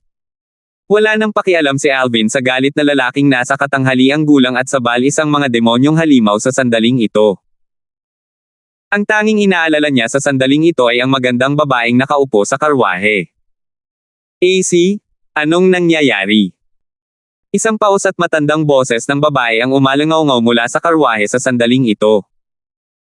Alam mo namang masama ang pakiramdam ng young miss at hindi siya pwedeng ma-stress. Nagbago ang ekspresyon ng lalaking nasa katanghaliang gulang ng takot niyang sabihin, Elder Quincy, hindi ko sinasadyang takutin ang batang binibini. Isang hindi kilalang lalaki ang biglang sumulpot at humarang sa ating daan. Kailangan mo ba talaga ng isang matandang babae na katulad ko para personal na lutisin ang ganito kaliit na bagay? Naiinip na sabi ng matandang babae. Syempre hindi, Elder Quincy, mabilis na sagot ng lalaking nasa katanghaliang gulang. Pagkatapos, lumingon siya kay Alvin na may madilim na ekspresyon at sumigaw, lumayo ka, bata. Kung hindi, huwag mo akong sisihin kung masagasaan ka ng karwahe. Nang iunat ni Alvin ang kanyang banal na kamalayan, natuklasan niya na ang karwahe ay protektado ng isang pormasayon na hamarang sa kanyang boses. Samantala, ang lalaking nasa katanghaliang gulang ay lalong nainas at nagalit nang makita niyang hindi siya pinapansin ni Alvin. Wala na siyang pakialam at pinatakbo ang karwahe patungo kay Alvin. Nagulat ang mga nanood dahil dito. Mamamatay na siya. Mukhang wala sa sarili ang binata. Baliw ba siya? Hindi lang niya hinaranggan ang karwahe ng isang tao, binaliwala pa niya ang babala at nakatayo roon para sagasaan siya ng karwahe. Tingnan mo ang token na nakasabit sa baywang niya. Mukhang isa siya sa mga pangunahing disipulo ng Hidden Fog Sect. Nagulat ang mga nanood nang makita nila ang identity token ni Alvin. Dahil sa katayuan ng mga core disciples sa Hidden Fog Sect, tiyak na hindi hahayaan ng sekta na masira ang sitwasyon kung sakaling mapahamak ang kanilang mga core disciples. Bukod dito, hindi gaanong marami ang mga core disciples sa Hidden Fog Sect. Sa kasaysayan ng Sa sekta, hindi pa kailanman nagkaroon ng higit sa 100 pangunahing disipulo sa isang pagkakataon. Sa kasalukuyan, wala pang 70 pangunahing disipulo ang nasa Hidden Fog Sect. Isang pangunahing disipulo ng Hidden Fog Sect. Bahagyang nagbago ang ekspresyon ng lalaking nasa katanghaliang gulang nang marinig niya ang mga usapan sa paligid. Nang makita rin niya ang identity token sa baywang ni Alvin, dali-dali niyang hinaila muli ang renda. AC. Galit na bulalas ng matandang babae, anong problema mo? Sa tingin mo ba ay napakadaling ipagmalaki ang binibini at mas gusto mong bigyan ng mas mahirap na trabaho? Tila hindi napigilan ng formation ang boses ng lalaking nasa katanghaliang gulang na makapasok sa karwahe. Elder Quincy? Hindi iyon? Nag-aalalang sabi ni AC, ang lalaking nasa katanghaliang gulang bago siya nagmamadaling nagpaliwanag, ang binata na humaharang sa ating daan ay isang pangunahing disipulo ng Hidden Fog Sect. Hindi ko siya basta-basta masabi. Isang pangunahing disipulo ng Hidden Fog Sect. Kasabay nito, isang figure ang bumaba mula sa karwahe. Ito ay isang matandang babae na may puting buhok at nakasuot ng mahaba at simpleng damit. Ang kanyang mukha ay puno ng mga kulubot, at mayroon siyang matapang na anyo. Mapapansin na tiyak na isa siyang napakaganda noong siya ay bata pa. Tumingin ang matandang babae kay Alvin bago niya ibinaling ang tingin sa simbolo ng pagkakakilanlan nito. Itinaas niya ang kanyang kamay, at isang di magagaling na puwersa ang nagdala ng simbolo ng pagkakakilanlan sa kanyang kamay. Alvin. Tila nagulat ang matandang babae matapos makumpirma ang pagiging tunay ng identity token at makita ang pangalan sa token. Tiningnan niya ito at sinabing, ikaw ang prodigy na sumali sa Hidden Fog Sect kamakailan at nangunguna sa Heavenly Stairs Battle para sa mga inner disciples ng mga Diyos. Naging core disciple ka na ba? Sa pagkakaalam ko, ang huling Diyos na naging core disciple si Wyatt at nangyari iyon 10,000 taon na ang nakalilipas.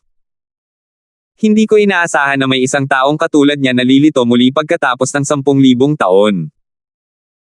Malinaw na maraming narinig ang matandang babae tungkol kay Alvin ngunit hindi niya alam na isa na pala itong pangunahing disipulo. Dahil kamakailan lang siyang naging pangunahing disipulo, hindi pa gaanong kumalat ang balita. Nagulat ang mga nanood sa sinabi ng matandang babae. Siya si Alvin. Ang prodigy na kamakailan lang ay sumali sa Hidden Fog Sect. Dati siyang estudyante ng Hidden Fog Academy ng Skywind City. Nakuha niya ang rekomendasyon mula kay Merong Soifeng, ang dekano ng akademya na siya ring vice leader ng Hidden Fog Sect. Pagkatapos, sumikat siya matapos mapunta sa unang pwesto sa Heavenly Stairs Battle at mapatay si Romeo, isa sa pinakamalakas. Mga Diyos sa mga panloob na disipulo. Nagtataka ang mga tao kung nakapasa ba siya sa pagsusulit ng mga pangunahing disipulo. Aba, malinaw na nakapasa siya sa pagsusulit. Siya ang pangalawang Diyos na naging pangunahing disipulo sa kasaysayan ng Hidden Fog Sect. Ibig sabihin nito ay malaki ang tsansa ni Alvin na maging katulad ni Elder Wyatt. Nagpakita ng magalang na ekspresyon ang lahat ng mabanggit si Wyatt.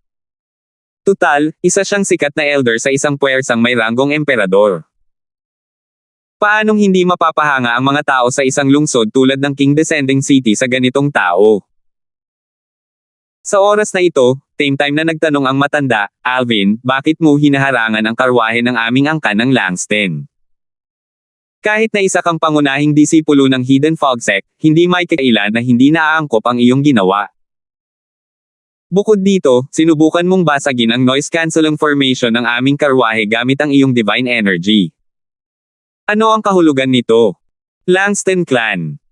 Muling nagkagulo ang mga nanood nang marinig ang mga sinabi ng matandang babae. Galing sila sa angkan ng Langston.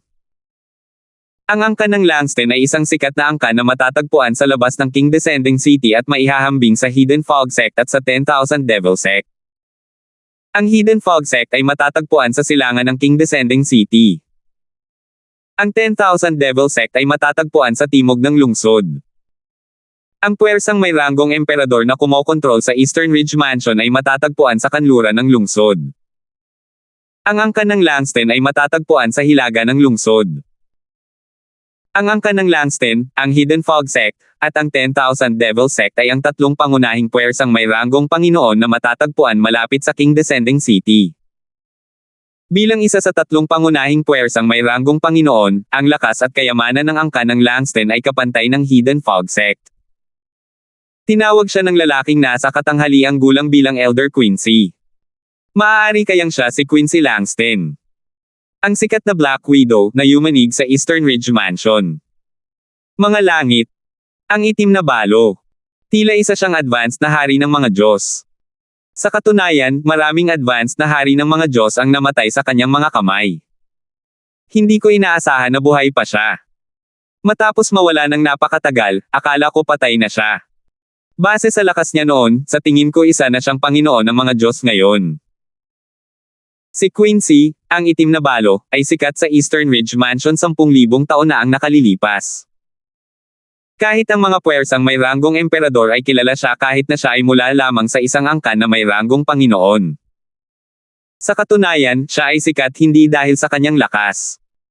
Tutal, siya ay isa lamang maunlad na hari ng mga Diyos, at maraming mga nasa paligid ng mga puwersang may ranggong Panginoon, lalo na ang mga puwersang may ranggong emperador. Sumikat siya dahil pinatay niya ang kanyang kasintahan noong bata pa siya. May mga bali-balitang pinagtaksilan siya ng kanyang kasintahan at iniwan para sa ibang babae. Gumanti siya sa pamamagitan ng pagpatay sa lahat ng babaeng may koneksyon sa kanyang kasintahan. Sa huli, nakapatay siya ng humigit kumulang 1,000 katao, kung saan hindi bababa sa 100 ang napatay. Mga hari ng mga Diyos.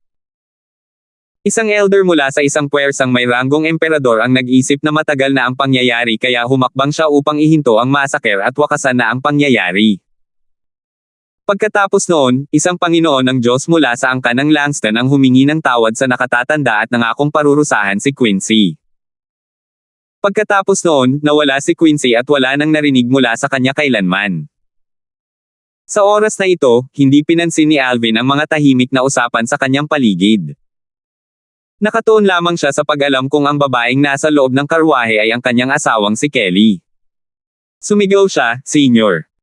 3,678.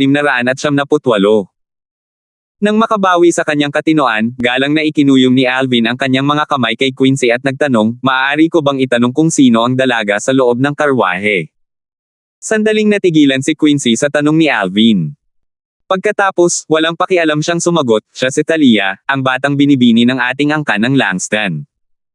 Ang batang binibini ng angkan ng Langston. Si Talia. Naisip ni Alvin kung ang binata ay magkamukha lamang. Gayunpaman, posible bang magkamukha ang dalawang tao ng ganito kalaki? Magkapareho ang kanilang mga mukha, at magkapareho rin ang kanilang mga ugali. Talaga kayang nagkataon lang ang ganitong pagkakataon? Natural lang, maaari silang maging magkaparehong kambal. Maging si Kelly ay mayroon ding magkaparehong kambal. Gayunpaman, magkaiba ang kanilang pag-uugali at ugali. Gayunpaman, nang mabawi ni Kelly ang kanyang mga nawalang alaala at mabawi ang kanyang kapangyarihan, ang kanyang anyo ay sumailalim sa mga banayad na pagbabago, kaya naman, hindi na siya kamukha ng kanyang kakambal sa makamundong mundo. Sinabi niya na ang kanyang anyo ay unti-unting babalik sa kung ano ito noong nakaraan, na nangangahulugang hindi na siya. Hindi na niya makikita ang kanyang anyo mula sa kasalukuyan niyang buhay. Bago bumalik ang mga alaala ni Kelly, kamukha niya ang kanyang kakambal na babae. Gayunpaman, matapos bumalik ang kanyang mga alaala at kapangyarihan, ang kanyang anyo ay 60% hanggang 70% na lamang ang pagkakahawig sa kanyang kakambal. Ang babae sa mga karwahe ay kamukha ni Kelly sa kanyang nakaraang buhay. Ang kakambal ba ni Kelly mula sa kanyang nakaraang buhay? Hindi, Kelly. Sinabi niya na nag-iisang anak na babae lang siya. May nakatatandang kapatid na lalaki siya pero walang kapatid na babae.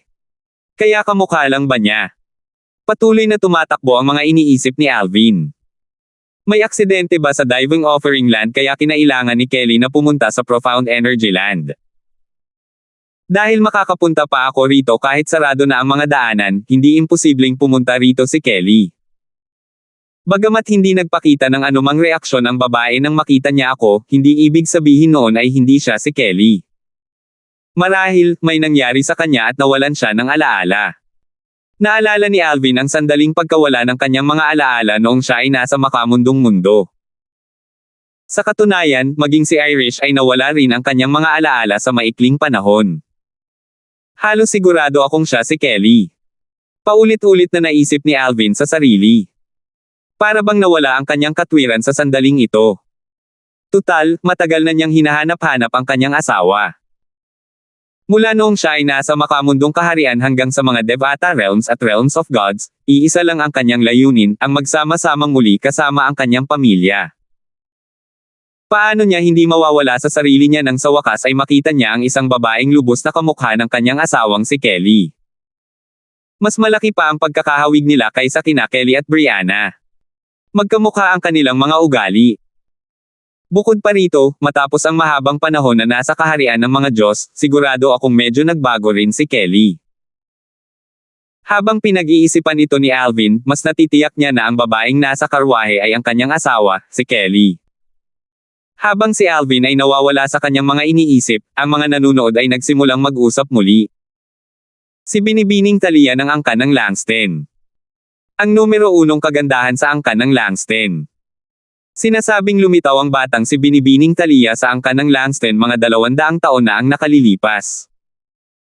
Sinasabing ang pangalawang ginang ng angkan ng Langston, na matagal nang nawawala, ang nagdala sa kanya pabalik, at sinabing anak niya ito. Kung hindi nawala noon ang pangalawang ginang ng angkan ng Langston, marahil, ibang tao na sana ang pinuno ng angkan ng Langston ngayon. Nabalitaan kong katamtaman lang ang kakayahan niyang Miss Talia sa pag-intindi. Isa lamang siyang Diyos. Walang nakakaalam kung ilang taon na siya, pero hindi dapat ganoon kataas ang kanyang talento. Iniisip ko kung anong mga sikreto ang itinatago niya. Iilan lang daw sa mga miyembro ng angkan ang nakakaalam ng tunay niyang edad. Nagulat si Alvin sa mga nakapaligid na usapan nang marinig niya na ang babae ay lumitaw lamang sa angkan ng Langston 200 taon na ang nakalilipas at hindi alam ang edad nito. Dahil dito, kumbinsido siyang hindi niya nakilala ang maling tao. Kelly. Sigaw ni Alvin habang kumikinang ang kanyang mga mata. Gayunpaman, agad niyang nakita ang naiinis at hindi pagkagustong ekspresyon sa mukha ni Quincy. Kaya, sinabi niya, "Senyor, maaari ba akong magsabi ng ilang salita kay Yang Miss Talia ng harapan? Kung ito ay, sana ay payagan mo ito, Senyor. Para hindi maginhawa, pwede tayong maghanap ng pribadong lugar para mag-usap." Bagamat taos-puso ang mga salita ni Alvin, may paghamak na sinabi ni Quincy, "Hindi ko inaasahan na ang isang prodigy na tulad mo ay walang pinagkaiba sa mga ordinaryong tao. Sa anumang kaso, dapat mong baliwalain ang lahat ng ideya tungkol sa Young Miss. Bagamat mayroon kang mataas na likas na talento at kasanayan sa pag-unawa, ang ating second madam ay nagbawal sa karamihan ng mga tao, lalo na sa mga lalaki, na lumapit sa ating young miss. Bukod dito, sinabi rin ni Second Madam na ang young miss ay hindi magpapakasal at mananatili sa kanyang tabi para makalimutan mo na ito. Pagkatapos magsalita ni Quincy, itinaas niya ang kanyang kamay, at naglabas ng isang alon ng enerhiya. Hindi napigilan ni Alvin at napalipad siya sa malayo. Naghiwa-hiwalay ang mga nanood, iniwasan si Alvin. Isang Panginoon ng mga Diyos. Nanlaki ang mga mata ni Alvin nang maramdaman niya ang alon ng enerhiya na tumangay sa kanya. Hindi niya inaasahan na isa itong Panginoon ng mga Diyos. AC, umalis na tayo, sabi ni Quincy. Kasabay nito, muling nagsimulang gumalaw ang karwahe. Senior. Sigaw ni Alvin habang pinupunasan ang dugo sa sulok ng kanyang bibig. Napaatras siya bago nagmamadaling nakahabol sa karwahe. Senior, mali ang pagkakaintindi mo sa akin. Nakita ko lang na siyang Miss Talia ay kamukha ng aking asawa na hiwalay sa akin halos 1,000 taon na ang nakalilipas. Gusto ko lang. Kumpirmahin mo kung asawa ko siya. Kung hindi, malugod kong kukunin ang Devil Heart Blood Oath na hindi ko na siya makikita pang muli. Labis na nababalisa si Alvin sa sandaling ito. Nagsalita siya nang hindi isinasaalang-alang ang kanyang mga salita. Sa kanyang isipan ngayon, naisip niya na hangga't malinaw niya ang kanyang mga intensyon, maiintindihan ni Quincy at papayagan siyang makilala si Talia. Kung makumpirma niya na ang babae ay hindi si Kelly, kahit na siya ay dahil sa pagkadismaya, natural lang na hindi na niya ito guluhin. Hindi problema para sa kanya ang sumumpa sa sumpa ng dugo ng puso ng demonyo. Nang marinig ang mga salita ni Alvin, humarap si Quincy at sinabing may pangungutya, "Brat, ayokong makinig sa mga kaawa-awang dahilan mo. Marami na akong narinig na ganitong dahilan dati. Maraming lalaki ang nagsasabing ang ating young miss ay kamukha ng kanilang yumaong asawa, kasintahan noong bata pa, o nobya. Kung kanino sila hiwalay. Mabuti na lang at hindi ka naririnig ng ating batang binibini. Kung hindi, nadumisan na sana ang kanyang mga tainga. Huwag mo na kaming pigilan muli. Kung hindi, huwag mo akong sisihin sa pagiging bastos. Senior, hindi talaga ako nag-iimbento ng dahilan." Nagmamadaling sabi ni Alvin nang makita niyang hindi na naman siya naintindihan ng kalaban, "Maaari ko nang isumpa ang Devil Heart's Blood Oath ngayon para patunayang hindi ako nagsisinungaling. Handa akong tiisin ang puot ng mga Supreme Powerhouses kung nagsisinungaling ako." "Tama na," sabi ni Quincy, ayaw makinig kay Alvin. Nang makalapit siya, muli siyang sinugod nito, dahilan para mapatalsik ito pabalik. Pagkatapos, naiinip niyang sinabi, "Alvin, tigilan mo na ang paulit-ulit na paggawa ng parehong pagkakasala. Kapag lumapit ka ulit, papatayin kita." Nakita ng lahat kung paano ka nagdudulot ng paulit-ulit na gulo, kahit patayin kita, wala pa ring masasabi ang Hidden Fog Sect. Malamig ang boses ni Quincy. Walang duda na papatayin niya talaga si Alvin kung lalapit itong muli sa karwahe. 3,699. Milyon-milyon ang maaaring mamatay dahil sa puot ng Panginoon ng mga Diyos. Hindi ito pagmamalabas. Kaya naman, hindi napigilan ni Alvin na manginig nang marinig ang boses ni Quincy na may bahid ng intensyong pumatay. Sa wakas ay nakabawi na ng katinoan si Alvin sa sandaling ito. Masyado siyang nadala ng kanyang emosyon kaya't kumilos siya ng hindi makatwiran. Pinilit niyang manatiling tahimik habang pinapanood ang karwahe na palayo. Alam niyang hindi mag-aatubiling patayin siya ni Quincy kung lalapit siyang muli. Bukod dito, kaya maraming tao ang nakakita sa kanya na nagdudulot ng kaguluhan, kahit papatayin siya ni Quincy, walang batayan ang Hidden Fog Sect para ipaghiganti siya. "Alvin," sabi ng isang lalaking nasa katanghaliang gulang na nakatayo sa malapit habang umiiling, "batay sa iyong likas na talento at kasanayan sa pag-unawa, hindi mo kailangang isakripisyo ang iyong buhay para sa isang babae. Bilang unang Diyos na naging pangunahing disipulo sa Hidden Fog Sect sa loob ng 10,000 taon, ang iyong kinabukasan ay walang kapantay na maliwanag. May karapatan ka pang pakasalan ng mga anak na babae ng matataas na opisyal ng mga puwersang may ranggong emperador. Hindi mo na kailangang sayangin ang oras mo kay Talia ng angkan ng Langston. Tama iyan." Si Elder Wyatt, ang unang Diyos na naging pangunahing disipulo ng Hidden Fog Sect, ay kasal na ngayon sa apo ng isang Supreme Elder ng isang sekta na may ranggong emperador, singit ng isang tao. Si Binibining Talia ang pinakamagandang babae sa angkan ng Langston. Ang kanyang ina, ang pangalawang ginang ng angkan ng Langston, ay kilalang rebelde noong mga unang taon niya. Siya rin ay napakatalino, ang nangunguna sa kanyang henerasyon. Noong panahong iyon, maging ang kanyang nakatatandang kapatid na lalaki, na siyang pinuno ng angkan ng Langston noong panahong iyon, ay hindi nang ahas na sumuwi dito. Sinasabing ang pangalawang ginang ay mas malakas pa kaysa sa dating pinuno ng angkan at kapantay niya ang ninuno ng angkan. Malaki ang epekto ng kanyang mga salita sa angkan. Alvin, nilinaw ni Elder Quincy na wala kang tsansa kay Young Miss Talia. Mas makabubuti kung hindi mo na siya guluhin pa. May maganda kang kinabukasan kaya huwag mong sayangin ang buhay mo para lang sa isang maliit na bagay. Pinayuhan ng mga nanood si Alvin. Hindi alam ni Alvin kung tatawa o iiyak. Katulad ni Quincy, inakala nilang nahulog na ang loob niya sa batang si Miss Talia ng angkan ng Langston. Gayunpaman, hindi na niya ito pinansin pa at umalis na sa King Descending City. Dahil nabunyag na ang kanyang pagkakakilanlan, hindi na ligtas para sa kanya ang manatili. Ngayong nakaalis na siya sa sekta, maaaring matapang pa nga si Joe na subukang patayin siya dahil nilinlang na niya si Joe dati. Base sa kasalukuyang sitwasyon, hindi ko maaaring madaliin ang mga bagay-bagay. Kung si Talia ay tunay na Kelly, base sa reaksyon ni Elder Quincy, hindi ko kailangang mag-alala tungkol sa kanyang kaligtasan. Dahan-dahan kong susubukan na maghanap ng pagkakataong makilala siya sa hinaharap. Tingnan natin kung ano ang mangyayari pagkabalik ko mula sa Divine Sanctuary. Sino ang nakakaalam kung magkakaroon ako ng tagumpay dyan?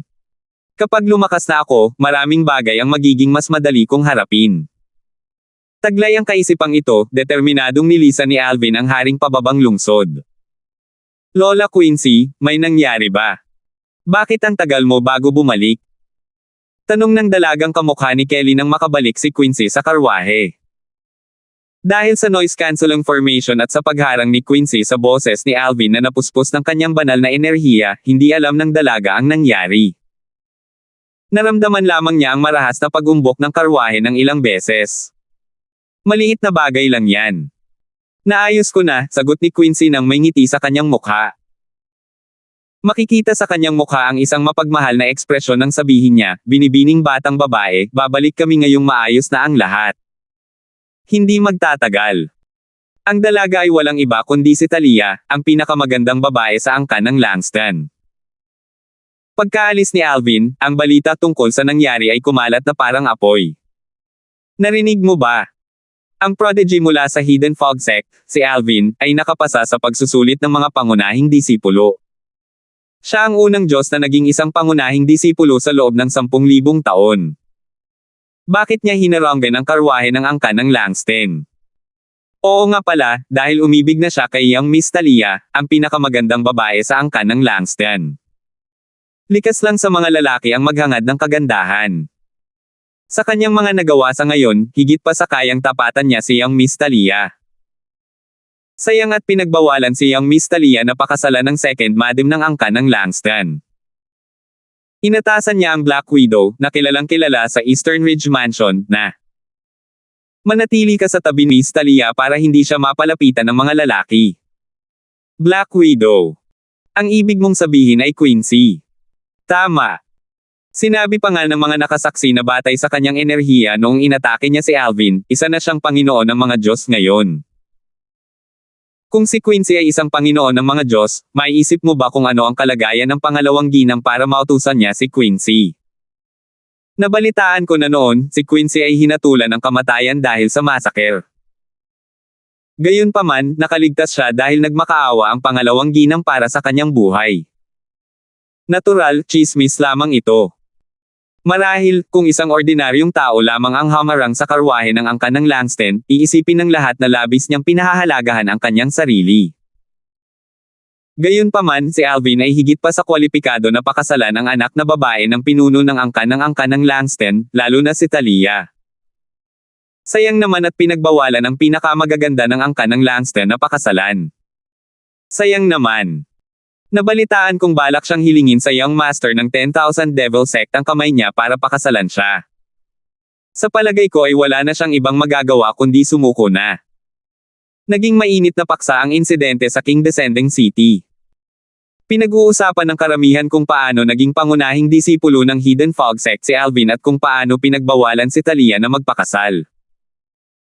Inisip ng karamihan na si Alvin na siyang unang Diyos na naging pangunahing disipulo ng ang Hidden Fog sect sa loob ng 10,000 taon ay higit pa sa kayang tapatan ni Talia. Bukod doon, inisip nila na walang masama kung habulin ni Alvin ang isang kagandahan. Kung nakasuot lang sila ng sapatos, gagawin din nila ang parehong bagay.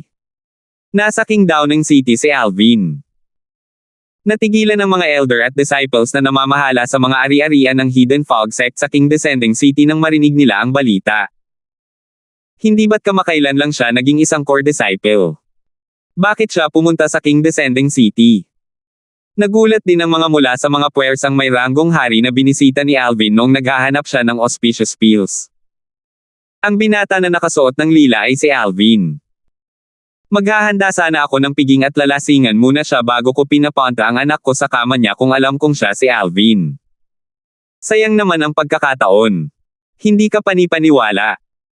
Sa katunayan, kung sinuri nila si Alvin gamit ang kanilang banal na kamalayan, mapagdudugtong sana nila ang mga tuldok. Gayunpaman, hindi sila nang ahas na gawin ang ganoong bagay nang makita nila ang kanyang pangunahing tanda ng pagkakakilanlan bilang disipulo. Ipinapalagay din nila na siya ay isang hari ng mga Diyos, na nangangahulugang madali silang matutuklasan kung sinubukan nila siyang imbestigahan. Maaari silang magkasala kung gagawin nila ang ganoong bagay. Walang sino man ang umasa na siya ang magiging unang Diyos na magiging pangunahing disipulo ng Hidden Fog sect sa loob ng 10,000 taon. Sa sekta ng nakatagong hamog. Sa wakas ay kumalat na sa sekta ang balita tungkol sa nangyari sa haring pababang lungsod. Tutal, maraming miyembro ng sekta sa lungsod. Gustong ituloy ni Alvin si Talia. Nakaramdam ng kirot sa puso si Maxine nang marinig niya ang balita. Matagal bago siya nakabawi. Hindi ba't sinabi ang ayaw niyang tumanggap ng ibang kapareha dahil kasal na siya? Narinig ito ni Maxine mula sa kanyang lolo na si Fraser. Sa huli, hindi niya maiwasang magpadala ng mensahe kay Alvin at nagtanong, "Kay, kilala mo ba si Talia?" 3,700. Nagtungo si Alvin sa Hilaga pagkatapos umalis sa Haring Descending City. Sa huli, nanirahan siya sa isang lungsod na halos kasing laki ng Haring Descending City. Maghihintay siya rito hanggang sa oras na para pumunta siya sa banal na santuwaryo kasama si Feng Yin. Mayroon pa siyang kalahating buwan bago ang araw ng pag-alis, plano niyang umalis ng lungsod 10 araw na mas maaga dahil matatagalan pa siya bago makabalik sa Hidden Fog sect. Pagkatapos niyang mag-check-in sa isang inn, sa wakas ay natanggap niya ang mensahe ni Maxine. "Kilala mo ba si Talia?" Naguluhan si Alvin sa biglaang mensahe ni Maxine at sumagot na lang, "Hindi." Maya-maya, napagtanto niya na malamang narinig na ni Maxine ang nangyari sa King Descending City. Dahil narinig ito ni Maxine, malamang narinig din ito ni Joe. "Hindi mo siya kilala, pero gusto mo pa rin siya?" Tanong ni Maxine na may bahid ng lungkot. Hindi sumagot si Alvin sa tanong niya. Sa halip, sinabi lang niya, "Hanggang sa makausap kita sa susunod. Malapit na akong pumasok sa closed-door cultivation." Sinadya niyang iwasan ang tanong para hindi siya maintindihan ni Maxine. Hiniling niya na sana'y layuan siya nito dahil wala siyang oras o lakas para harapin ang mga bagay na may kinalaman sa puso. Natural lang na nagalit si Maxine sa kawalan ng tugon ni Alvin. "Ako ang pinakamagandang babae sa Hidden Fog sect. Ang lakas ng loob mo na baliwalain ako." Nakaramdam ng hinanakit at ayaw si Maxine.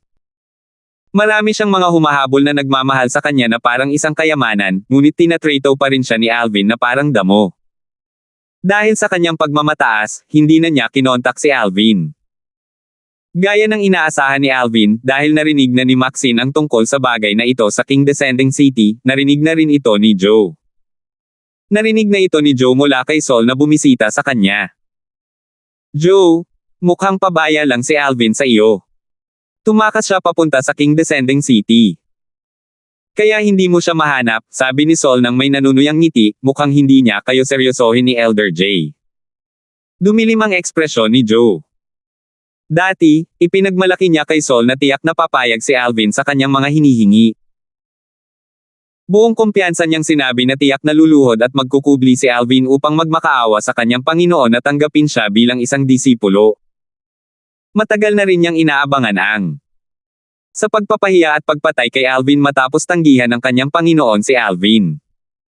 Sino ang mag-aakala na aalis si Alvin sa Hidden Fog Sect?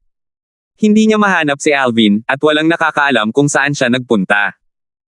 Kaya naman, mahigit isang buwan na siyang nagliliyab sa galit. Bukod pa rito, dahil wala si Alvin sa sekta, hindi niya mailabas ang galit niya. Pagkatapos ng halos 2 buwan, sinabi sa kanya ni Saul na si Alvin ay pumunta na sa King Downing City. Paanong hindi sisubog ang kanyang galit? Pupunta ako sa Haring Pababang Lungsod. Pahihirapan ko siya hanggang mamatay kapag nahanap ko na siya. Galit na sabi ni Joe nang makita niya ang mapang-uyam ng ngiti sa mukha ni Saul. Hindi man lang nagpaalam si Joe kay Saul at agad na umalis sa Hidden Fog Sect patungong King Descending City.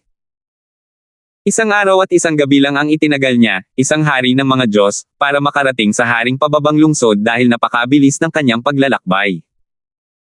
Diretso siyang pumunta sa isa sa mga ari-ariang pagmamay-ari ng Hidden Fog Sect para magtanong tungkol sa kinaroroonan ni Alvin. Nandito ba talaga si Alvin, ang bagong pangunahing disipulo? Nasaan siya ngayon? Tanong ni Joe nang hindi nagpapaligoy-ligoy. Dahil hindi pumunta si Alvin sa alinman sa mga ari-ariang pagmamay-ari ng Hidden Fog Sect, nawala ng saysay ang lahat ng pagsisikap ni Joe. Gayunpaman, hindi siya sumuko. Binisita niya ang mga puwersang may ranggong hari sa lungsod at humingi ng tulong sa kanila upang hanapin si Alvin. Ang mga nagbigay ng impormasyon tungkol kay Alvin. Malaki ang magiging gantimpala kung nasaan si Alvin. Pumunta pa nga si Joe sa mga ari-arian ng angkan ng Langston at ng 10,000 Devil Sect para humingi ng tulong. Dahil ang amo ni Joe ay isang kataas-taasang elder ng Hidden Fog Sect, lahat sila ay handang tumulong sa kanya. Makikita kung gaano ka-impluwensya ang kanyang amo kahit ang mga puwersang may ranggong Panginoon ay pumayag na tulungan siya. Sa loob lamang ng ilang araw, ginamit ni Joe halos lahat ng kanyang koneksyon sa Haring Pababang Lungsod upang hanapin si Alvin. Sa kasamaang palad, ang kanilang paghahanap ay nawala ng saysay dahil nakaalis na si Alvin sa Haring Pababang Lungsod. Sa katunayan, habang naghihintay pa rin si Joe sa Haring Pababang Lungsod, si Alvin ay nilisan ng lungsod sa hilaga ng Haring Pababang Lungsod upang salubungin si Feng Yin malapit sa Hidden Fog Sect. Bago siya umalis, nagpadala si Alvin ng mensahe kay Feng Yin upang kumpirmahin ang oras at lokasyon ng kanilang pagkikita.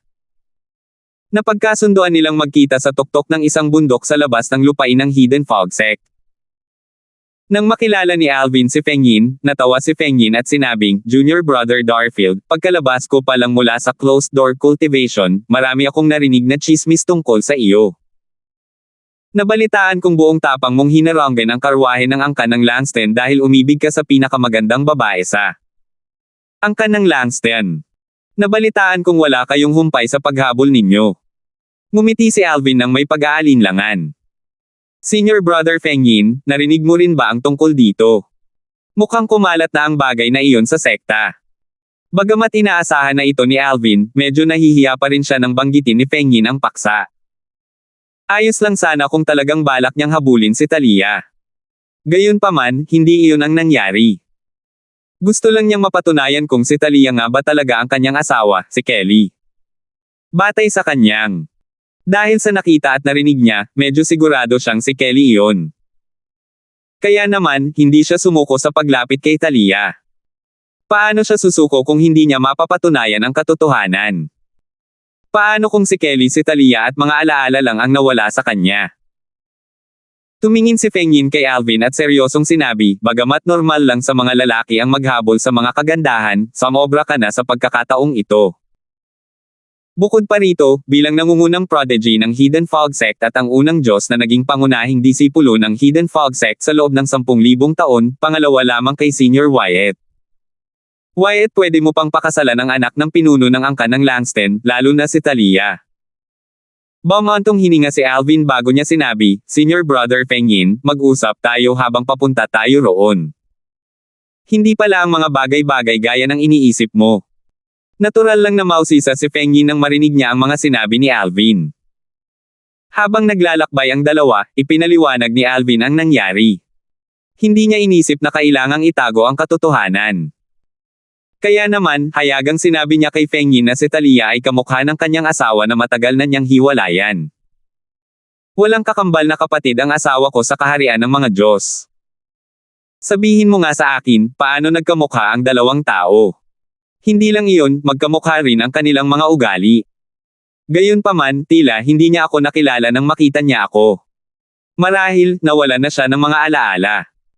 Bukod dito, nabalitaan kong ibinalik lang siya sa angkan ng kapatid na babae ng dating pinuno ng angkan.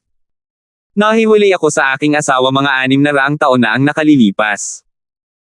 Natural lamang na hindi binanggit ni Alvin kung paano sa pilitang dinala si Kelly sa lupain ng banal na alay at sa iba pang mga bagay. Sapat na ito upang sabihin kay Feng Yin ang dahilan sa likod ng kanyang mga aksyon sa haring pababang lungsod.